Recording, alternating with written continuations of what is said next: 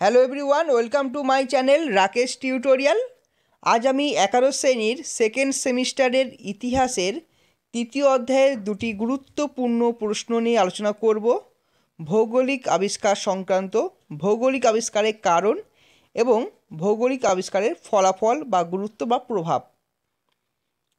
এর আগের ভিডিও তোমরা জানো যে অনেক কটা প্রশ্নই আলোচনা করা হয়েছে, সাজেশনও দেওয়া হয়েছে।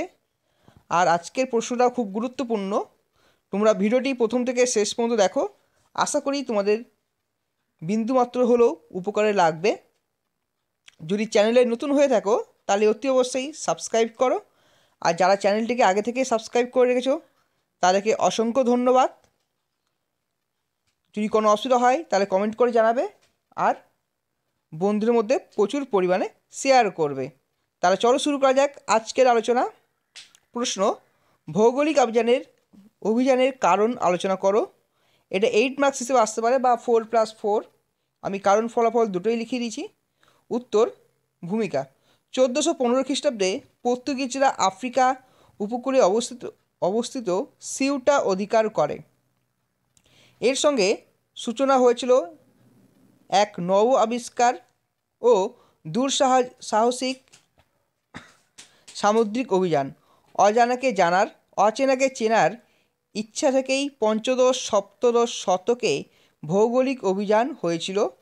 এই অভিযানের পেছনে যে সমস্ত কারণগুলো রয়েছে তা নিচে আলোচনা করা হলো। তাহলে বুঝতে পারছো, 1415 খ্রিস্টাব্দে পর্তুগিজরা আফ্রিকা উপকূলে অবস্থিত সিউটা অধিকার করে। আর এর সঙ্গে একটা নতুন আবিষ্কার, নতুন যে দুঃসাহসিক যে অভিযান হচ্ছে, আর তার ফলস্বরূপ অচেনাকে চেনার ইচ্ছা হতে থাকে। এবার দেখো, ফার্স্ট পয়েন্ট যেটা রয়েছে সম্পদ আহরণ। এই অভিযানগুলির বাণিজ্যিক উদ্দেশ্য বিশ্লেষণ করলে লক্ষ্য করা যায় যে সেই যুগে ইউরোপে কিছু প্রাচ্য দেশীয় পণ্যের চাহিদা ছিল। তাহলে বুঝতে পারছো, প্রাচ্য দেশ মানে হচ্ছে আমাদের এশিয়া, চীন, ভারত, এগুলির মধ্যে অন্যতম ছিল মশলা, সিল্ক, হাতির দাঁত ইত্যাদি। তাছাড়া ইউরোপে খনিজ সম্পদ যথেষ্ট পরিমাণে থাকলেও সোনা ও রূপো পাওয়া যেত না। সেই সময় যে দেশ যত সোনায় সংরক্ষিত থাকতো সেই দেশকে শক্তিশালী মনে করা হতো। তাই এই উদ্দেশ্যে ইউরোপীয়রা সমুদ্র অভিযান করে। তাহলে মেন উদ্দেশ্য ছিল সোনা কালেকশন করা। তাছাড়া মশলা আমাদের জানো, ইন্ডিয়ায় কেরালায় যে রয়েছে, কেরালা, তামিলনাড়ু, এই সাইডে কিন্তু প্রচুর পরিমাণে মশলা পাওয়া যায়। হাতির দাঁতও রয়েছে। ফলে তারা এই সাইডে মানে আমাদের এশিয়ার যে সাইড বা আফ্রিকার কিছু অংশে এরা ভৌগোলিক অভিযান করে। দেখো, নতুন পথের সন্ধান লাভ। তুর্কিদের আক্রমণে কনস্টান্টিনোপলের পতনের পর প্রাচ্যের সঙ্গে বাণিজ্য পথ হারাবার ভয়ে ইউরোপীয়রা নতুন পথের সন্ধানে আকুল হয়ে ওঠে। রেশম, মশলা ও অন্যান্য পণ্যের জন্য এশিয়ার ওপর নির্ভরশীল ছিল। তাহলে বুঝতে পারছো যে তুর্কিদের যে আক্রমণ হয়েছিল, আর তার ফলে প্রাচ্যের সঙ্গে বাণিজ্য পথ যদি হারিয়ে যায়, তার জন্য ভাবছিল কি নতুন বা বিকল্প একটা ব্যবস্থা করে নিচ্ছিল। এরপরে পয়েন্ট দেখো, ধর্মীয় প্রেরণা। কনস্টান্টিনোপলের পতনের পর ইসলাম ধর্মের প্রসারে খ্রিস্টান ধর্মাবলম্বীরা আশঙ্কিত হন। ইসলাম ধর্মের মোকাবিলা ও খ্রিস্টান ধর্মের প্রসারের জন্য তারা সমুদ্র অভিযান করে। তারা বুঝতে পারছো যে ধর্মীয় মেন উদ্দেশ্য হচ্ছে ইসলামদের দমন করা, আর খ্রিস্টানরা নিজেদের ধর্ম প্রসারের জন্য সমুদ্র অভিযান করে। জনসংখ্যা বৃদ্ধি। পঞ্চদশ শতকের মধ্যবর্তী সময় থেকে জনসংখ্যা বিপুল হারে বৃদ্ধি পেতে থাকে। জনসংখ্যা বৃদ্ধির সাথে সাথে অভিজাত পরিবারে জমির চাহিদা বৃদ্ধি পায়, ফলে তারা সমুদ্র অভিযানে বেরিয়ে পড়ে।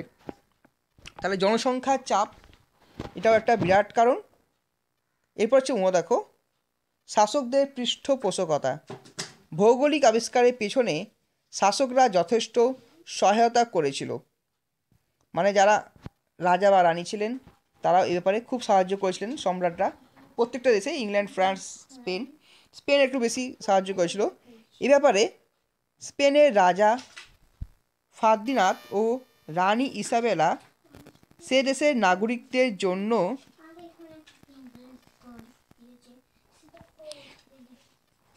যথেষ্ট উৎসাহ করেছিল। গৌরব প্রচার। কোনো কোনো নাবিক নিজেদের বীরত্ব ও গৌরব প্রচার করার জন্য ভৌগোলিক অভিযানে অংশগ্রহণ করেছিল। তাহলে বুঝতে পারছো যে কেউ কেউ নিজের গৌরব প্রচার করার জন্য, কোনো কোনো রাজা বা রানী তার নিজের পৃষ্ঠপোষকতা করার জন্য, এসবের জন্য মেনলি ভৌগোলিক অভিযান শুরু হয়েছিল। আশা করি তোমরা এই কোশ্চেনটা অনেকে লিখেছো বা স্ক্রিনশট নিয়ে নিয়েছো। আর যদি তোমাদের কোনো অসুবিধা হয় কমেন্ট করে জানাবে অবশ্যই। আর শুধুমাত্র নোটস নয়, সাজেশন তো দিয়েছি। আর যদি এর বাইরে যদি কোনো অসুবিধা হয়, আমি ইম্পর্টেন্ট যে কোশ্চেন সেগুলোই শুধু আমি লিখে দিচ্ছি বেশি করে, আর যেগুলো মোটামুটি ইম্পর্টেন্ট সেগুলো একটু পরে লেখাবো।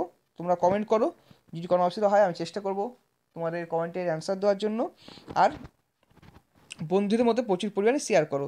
যত পরিমাণে শেয়ার করবে আমি ভিডিও বানাতে আরও বেশি মোটিভেট পাবো। ঠিক আছে, তো এরপর দেখো নেক্সট যে প্রশ্ন রয়েছে,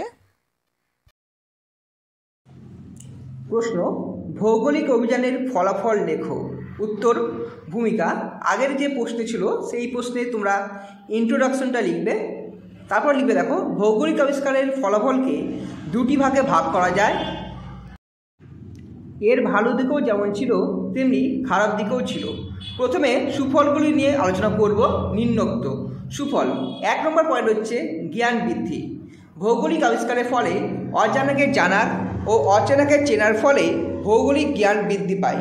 বিভিন্ন দেশের জলবায়ু, মৃত্তিকা ও মানব সম্পদ সম্পর্কে জানতে পারি। তাহলে বুঝতে পারছো যে এর যেমন ভালো দিক, প্রথমে আমি ভালো দিকগুলো তোমাদের তুলে ধরছি, কী কী ভালো দিক রয়েছে, তারপরে খারাপ দিকগুলো তুলে ধরবো।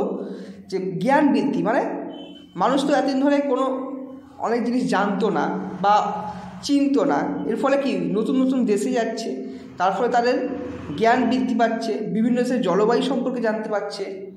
যেমন ধরো ইউরোপিয়ান যে ইটালি দেশ যদি বলা হয়, তো ইটালি দেশে হচ্ছে জলবায়ু ভূমধ্যসাগরীয়, ফলে সেখানকার ভূমধ্যসাগরীয় জলবায়ু সম্পর্কে একটা আইডিয়া আছে। বাট অন্য যে মৌসুমী জলবায়ু বা মরু অঞ্চলে যে জলবায়ু, সেই সম্পর্কে তাদের খুব একটা নলেজ নেই, ফলে তারা ভৌগোলিক জ্ঞান অর্থাৎ জলবায়ু, মৃত্তিকা আর মানব সম্পদ সম্পর্কে জানতে পারছে। এরপরে নেক্সট যে পয়েন্ট রয়েছে দেখো 2 নম্বর পয়েন্ট মর্যাদা বৃদ্ধি। সামুদ্রিক অভিযানের ফলে ইউরোপের বিভিন্ন দেশের রাজারা সুনাম অর্জন করে, যার ফলস্বরূপ ইউরোপে তারা মর্যাদা লাভ করে। 3 নম্বর পয়েন্ট দেখো নতুন বাণিজ্য কেন্দ্রের উদ্ভব। পূর্বতন বন্দরের তুলনায় নতুন বন্দরের কার্যক্রম আবির্ভাব ঘটে, যেমন স্পেনের কাদিজ, ইংল্যান্ডের লন্ডন প্রভৃতি। এই সময় পণ্য পরিবহনের উদ্দেশ্যে নৌ নির্মাণ কেন্দ্র তৈরি হয়। 4 নম্বর পয়েন্ট দেখো মধ্যবিত্ত শ্রেণীর উদ্ভব। ভৌগোলিক অভিযানের ফলে মধ্যবিত্ত শ্রেণীর উদ্ভব হয়, এরা বুর্জোয়া নামে পরিচিত হয়। পরবর্তীকালে সমাজের অগ্রগতি ও শিক্ষাক্ষেত্রে এরা গুরুত্বপূর্ণ ভূমিকা নেয়। তাহলে বুঝতে পারছো যে 2 নম্বর পয়েন্টটা, যে সামুদ্রিক অভিযানের ফলে তাদের একটা সুনাম অর্জন হয়, তার জন্য তারা অংশগ্রহণ করে। বা ধরো তারা একটা নতুন বাণিজ্য কেন্দ্রের উদ্ভবের জন্য, নতুন নতুন পণ্য যাওয়ার জন্য, আর মধ্যবিত্ত শ্রেণীর এই সময় একটা উদ্ভব হয়, আর এরাই হচ্ছে বুর্জোয়া নামে পরিচিত হয়। এরপরে 5 নম্বর পয়েন্ট দেখো ব্যাংকিং ব্যবস্থা। ভৌগোলিক অভিযানের ফলে ব্যবসা বৃদ্ধি পায়, ফলে মহাজনী প্রথার অবসান ঘটে, আর তা থেকেই ব্যাংকিং ব্যবস্থা চালু হয়। তাহলে এটা একটা ভালো দিক রয়েছে যে ব্যাংকিং ব্যবস্থা, যে ধরো আমাদের যেমন এখনকার যে ব্যাংক আছে ঠিক সেরকম যদি না হয়, আগেকার যুগে যে ব্যাংকগুলো ছিল, মানে আজ থেকে প্রায় যখন ভৌগোলিক অভিযান হয় 1400 সালে বা 1500 সালে, ঠিক সেই সময় ব্যাংকিং হচ্ছে যে একটা নির্দিষ্ট জায়গায় টাকা রাখা হয়, তো বিভিন্ন ক্ষেত্রে ওটা কাজে লাগছে। এরপর দেখো কুফল। ভৌগোলিক অভিযানের কিছু কুফল ছিল, তার নিচে আলোচনা করা হলো। 1 নম্বর পয়েন্ট দেখো কৃতদাস আমদানি। ভৌগোলিক অভিযানের একটি অন্যতম কুফল হলো কৃতদাস আমদানি। ইংল্যান্ড ও পর্তুগাল প্রভৃতি দেশ থেকে আফ্রিকা ও এশিয়ার বিভিন্ন দেশের মানুষদের কৃতদাসে পরিণত করে। তাহলে কৃতদাস আমদানি জানো, যে যাদেরকে অনেক অত্যাচার করা হয়, লাঞ্ছনা করা হয়। তো ভৌগোলিক অভিযানের ফলে কী হয়েছিল, যে ইংল্যান্ড, পর্তুগাল এরা আফ্রিকা মহাদেশ থেকে আর এশিয়ার কিছু মহাদেশ থেকে, বিশেষ করে আফ্রিকা থেকে অনেক কৃতদাস নিয়ে এসেছিল। 2 নম্বর পয়েন্ট দেখো উপনিবেশ স্থাপন।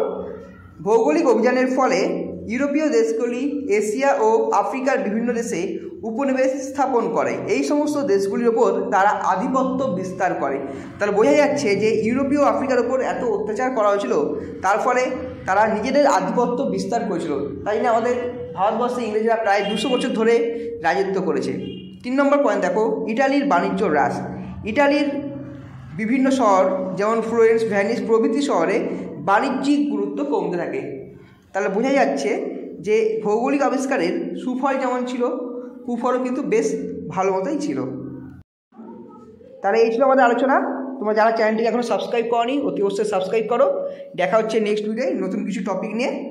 আর যদি কোনো অসুবিধা হয় তাহলে কমেন্ট করে জানাবে, আর বন্ধুদের মধ্যে প্রচুর পরিমাণে শেয়ার করবে।